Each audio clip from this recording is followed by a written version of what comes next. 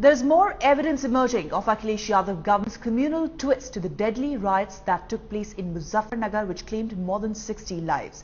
Headlines today has accessed the FIR that has been filed by both families involved in the August 27th incident, which allegedly sparked off the violence in western Uttar Pradesh.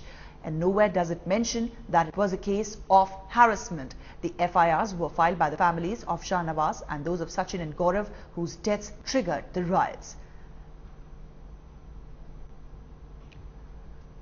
Well, the FIRs have no mention of any sexual harassment incident. Headlines today got copies of these reports that were filed by both the families. They mentioned a bike accident between the two, which led to some abuses and threats from both sides, completely debunking police's claim of harassment leading to communal tension.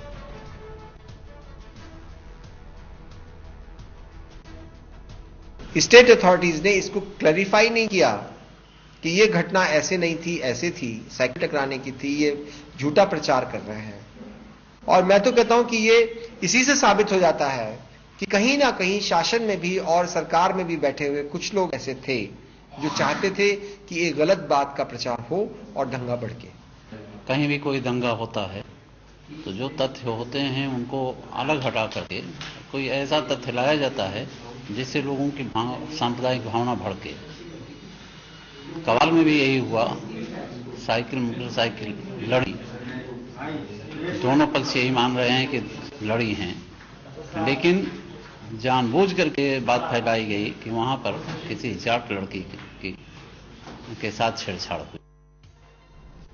Interestingly, the police had at that time taken a completely different stand, blaming sexual harassment for the escalation in communal tension. Politicians too had their own take, maintaining the case was one of sexual harassment and blamed the police for not registering the right FIR.